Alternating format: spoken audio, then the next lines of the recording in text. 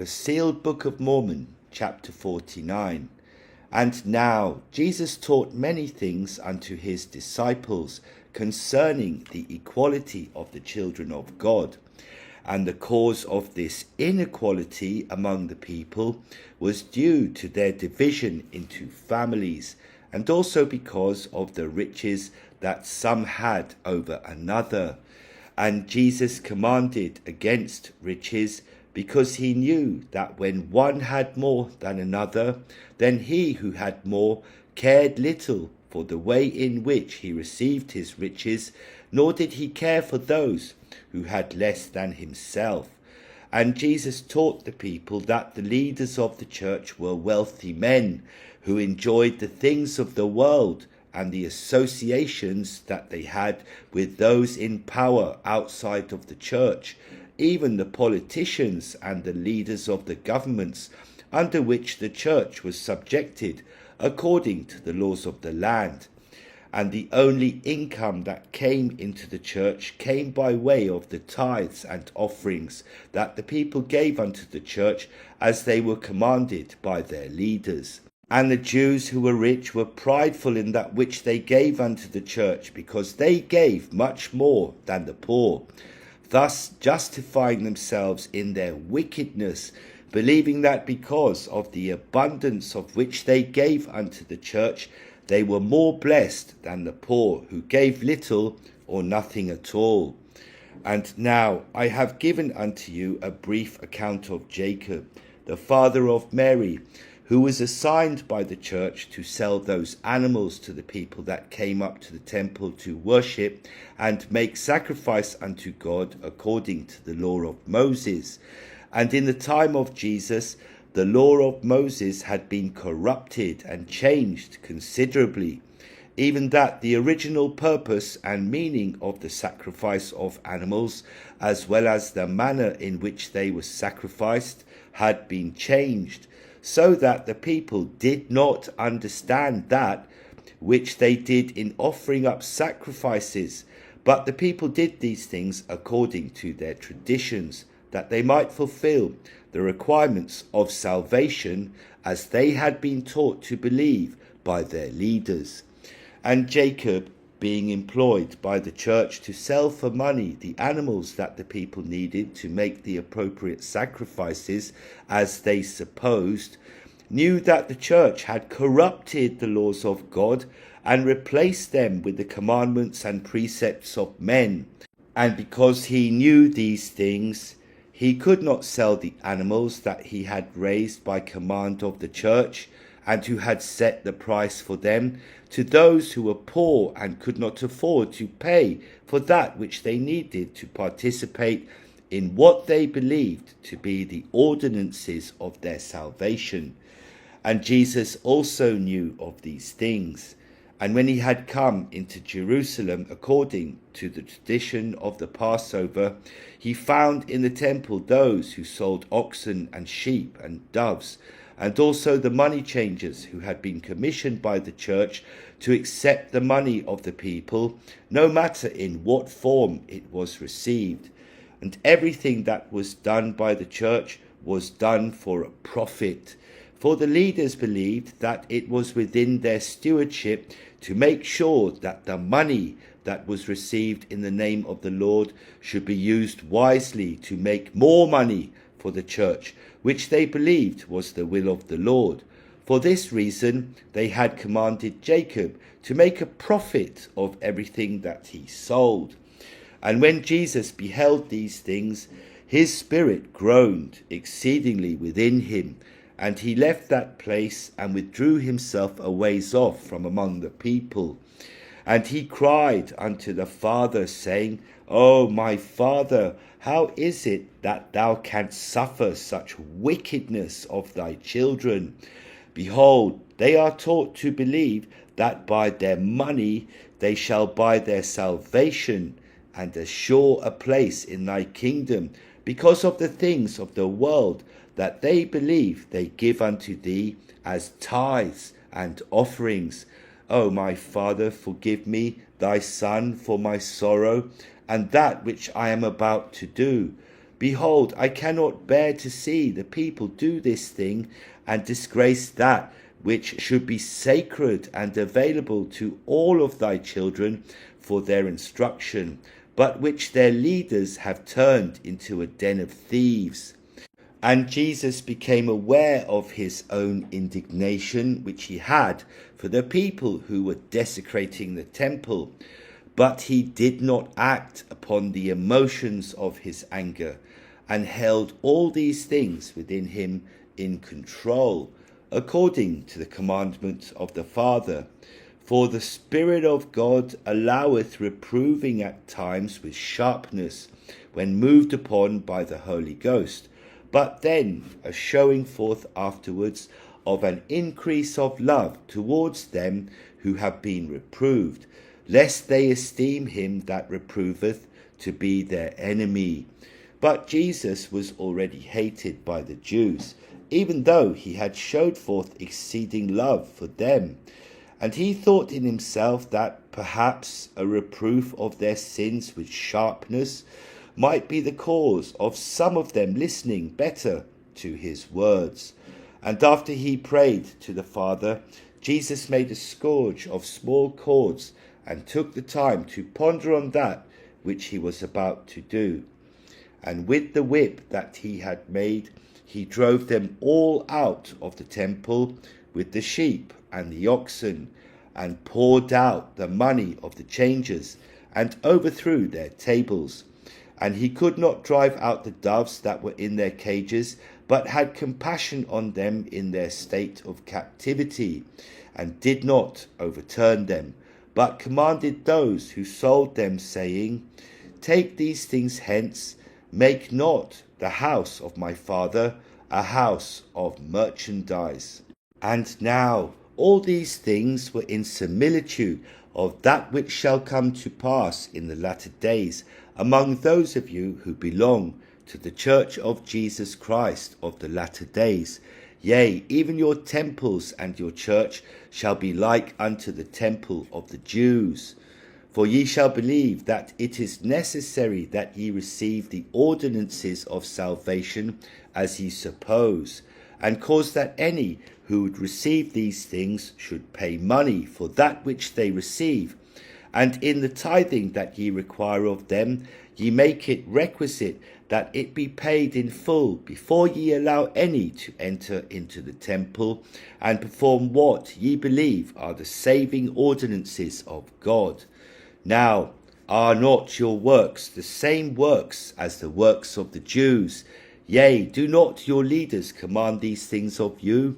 And do they not take the money which ye give unto them in the name of the Lord, and use it to buy up the things of the earth, that they might gain honour and glory of men, and the praise of the world?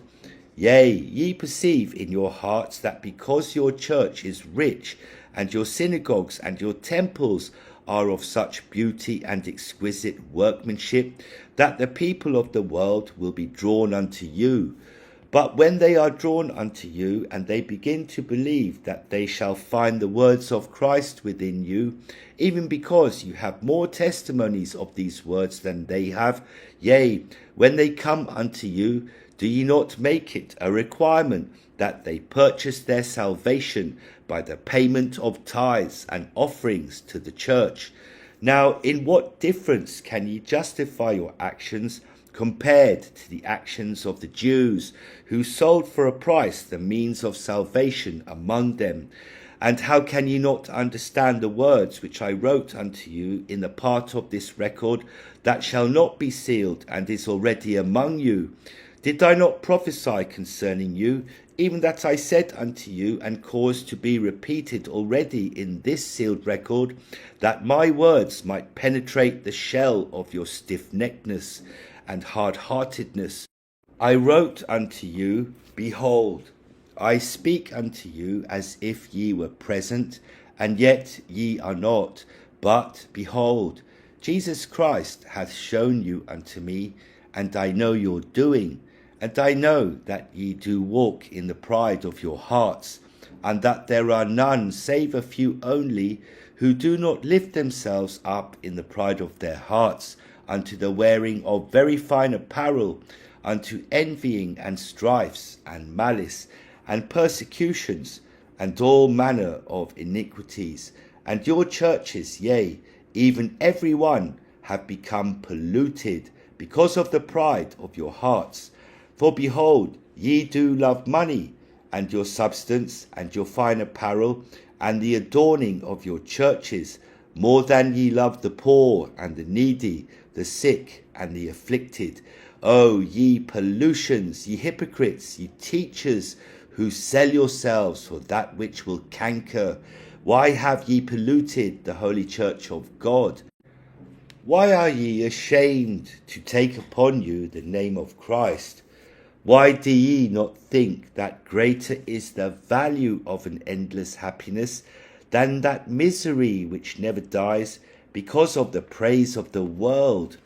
Why do ye adorn yourselves with that which hath no life, and yet suffer the hungry and the needy and the naked and the sick and the afflicted to pass by you, and notice them not? Yea, why do you build up your secret combinations to get gain, and cause that widows should mourn before the Lord, and also orphans to mourn before the Lord, and also the blood of their fathers and their husbands to cry unto the Lord from the ground for the vengeance upon your heads? Behold, the sword of vengeance hangeth over you, and the time soon cometh that he avengeth the blood of the saints upon you, for he will not suffer their cries any longer. Behold, do not my words have any meaning unto you? Do you not understand them when they are written in such plainness? Why do you think that ye can take the money that ye receive in the name of the Lord from the people, and do with it that which is an abomination in his sight? And now, if these things of which I have prophesied concerning you could have been the only abominations that ye shall do before the Lord, I might have more hope for your souls. But ye have caused that my own name shall be raised up in glory, and presented unto the world in a manner which is most abominable before our Father, and of which I am exceedingly ashamed. Behold, ye have made statues of gold, and have called them by my name, and have placed them upon your temples, even these houses of Satan, that ye believe are the houses of holiness unto the Lord. And in sorrow I have seen these things, and shrink from the knowledge that ye have used my name and my persona in this manner. And I have asked the Lord that if it be possible, that he make an intercession and stop this abomination in my name. But he hath suffered it according to his will, that the judgments that he shall pour out upon you shall be justified when he avengeth the blood of the true saints of God, and gathered his elect from among you. And those of you who are rich, and believe that ye give much unto God by the abundance that ye give unto your church, I ask of you, do you think that the Lord is in need of your money and your abundance? Know ye not that he can create gold from dust, and cause that which is of gold to return to the dust from which it was made? Then why think ye that your money is a gift, or a righteous offering unto him? Behold, hath he not commanded you to do unto others as ye would have them do unto you? And what if your neighbour, who doth not belong to your church, is in need of something? Would you give unto him that which he desireth of you? And now, if ye were poor, and had not the things that the rich possess, would it not be that ye would want the rich to feed you, even if it meant from the scraps of their tables? And I say unto you who are rich, that the scraps from your tables are all that is required of you to give unto those that are poor. And if ye do this, then ye can rejoice in the riches that ye desire. But if your scraps fall into the mouths of ravenous dogs, then what shall be left for those that would gain from your scraps? And your leaders and your church are these dogs. that steal from the poor because of their fine clothing and their fine buildings and the adorning of their temples. Therefore, why should you give of your scraps unto them? I say unto you, give your scraps to the poor, who are in need of them to improve their lot. And if you allow them your scraps, then your Father will justify that which ye covet for yourselves. But if ye say within yourselves, the dogs are of my own house, therefore they alone shall eat of my scraps, yea, even if ye continue to give of your abundance to the church to which ye belong, ye shall have no reward in heaven, but shall be condemned for that which ye have done above those who are your brothers and sisters before God. And Jesus spoke likewise unto the Jews, when on one occasion he had been questioned by the leaders of the Jews. And in order to teach unto them this principle that I have just given unto you, he said unto them in his doctrine, Beware of the scribes, which love to go in long clothing, and love salutations in the marketplaces, and the chief seats in the synagogues, and the uppermost rooms at feasts, who devour the houses of widows, and for a pretence make long prayers. These shall receive greater damnation. And to show to his disciples what he meant concerning the wickedness of the leaders and the rich who supported these leaders, he took his disciples and sat over against the treasury, and beheld how the people cast money into the treasury. And many that were rich cast in much. And there came a certain poor widow, and she threw in 2 mites, which make a farthing. And he called unto him his disciples, and saith unto them, Verily I say unto you, that this poor widow hath cast more in than all they which have cast into the treasury. For all they did cast in of their abundance, but she of her want did cast in all that she had, even all her living. And of a truth I say unto you, that this poor widow hath cast in more than they all. For all these have of their abundance cast in unto the offerings of God, but she of her penury hath cast in all the living that she had.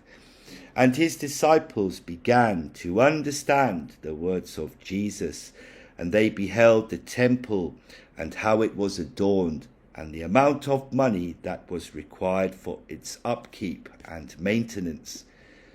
And as they spoke of the temple, and how it was adorned with goodly stones and gifts, Jesus said unto them, As for these things which ye behold, the days will come, in the which there shall be not left one stone upon another that shall not be thrown down.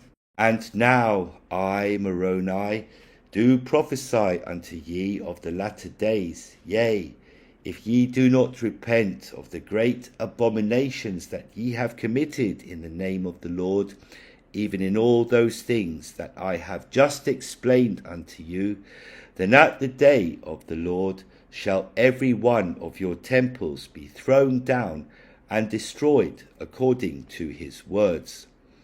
And then shall I have my vengeance upon you for that which ye have done with my name.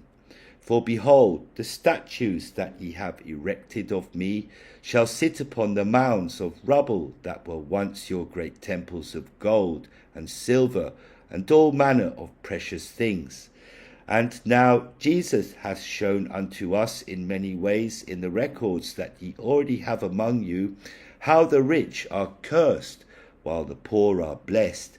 Yet the rich justify that which they have over another, because in their pride they think that they deserve their riches because of the work that they did to obtain these riches, and that the beggar in his laziness is justified in that he hath nothing. And in this ye are mistaken. And except ye repent and begin to understand the will of the Father concerning all of his children, ye shall be in a state of hell when ye die. And the Lord gave another parable concerning these things unto the Jews, saying, There was a certain rich man who was clothed in purple and fine linen, and fared sumptuously every day because of that which he acquired of his business. And there was a certain beggar named Lazarus, who was laid at his gate, full of sores, and desiring to be fed with the crumbs which fell from the table of the rich man, was laid close upon the gate by those of the church, who would not help him. But the church did give unto Lazarus just that which would keep him alive. Moreover, the dogs came and licked his sores in similitude of the things that he received from the church.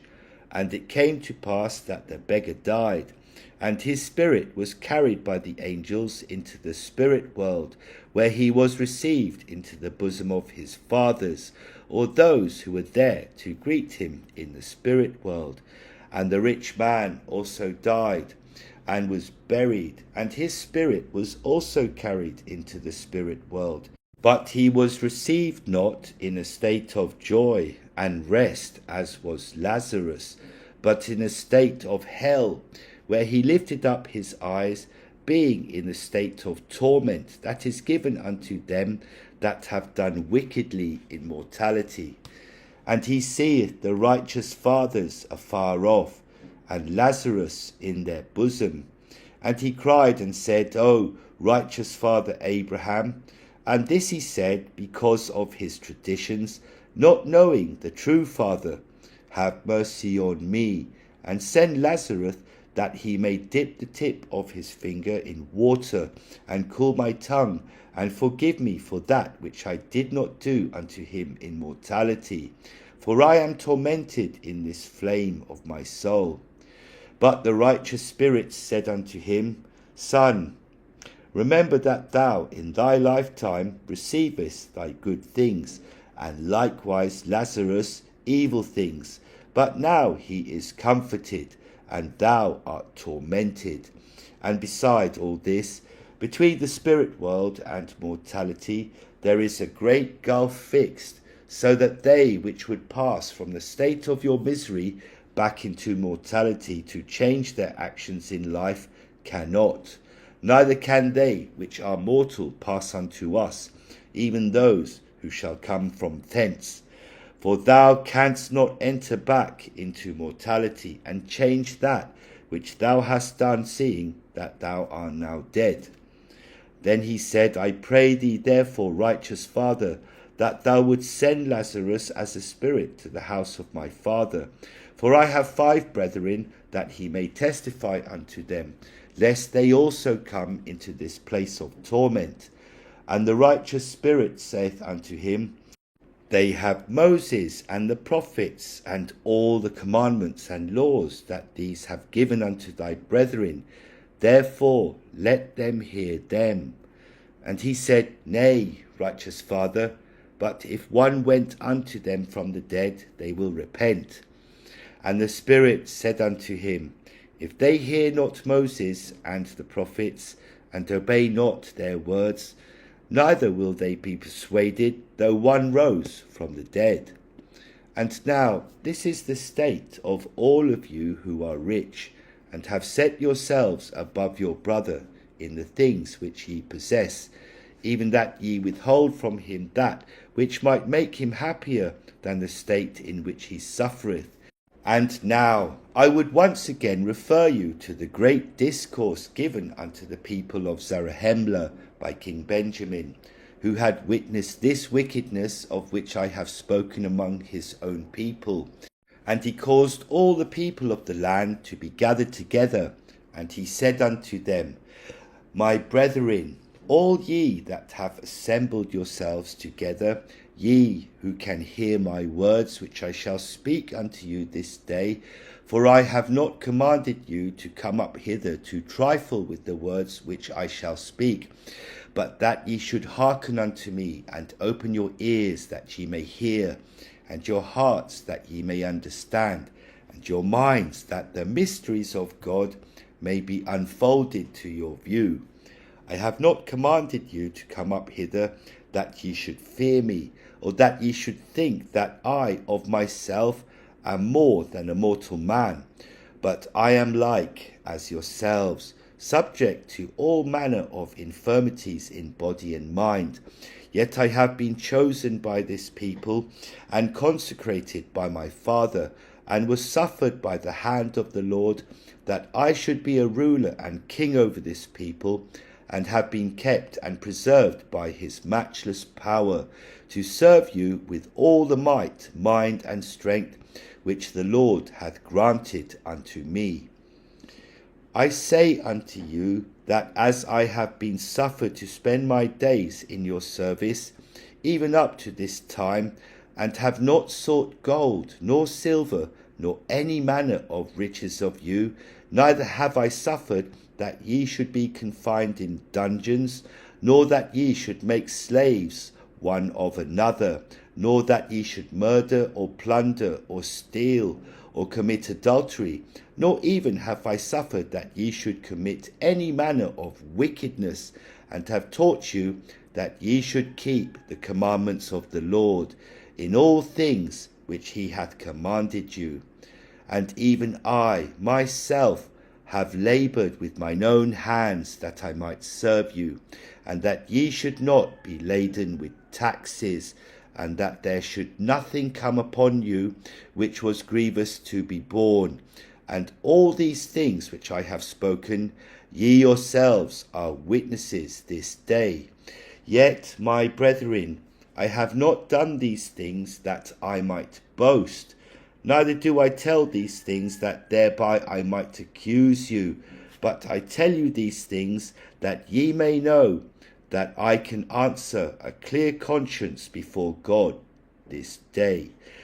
Behold, I say unto you, that because I said unto you that I had spent my days in your service, I do not desire to boast, for I have only been in the service of God. And behold, I tell you these things, that you may learn wisdom, that you may learn that when ye are in the service of your fellow beings, ye are only in the service of your God. Behold, ye have called me your king, and if I, whom ye call your king, do labour to serve you, then ought not ye labour to serve one another? And behold, also, if I, whom ye call your king, who hath spent his days in your service, and hath been in the service of God, do merit any thanks from you, oh, how ye ought to thank your heavenly King.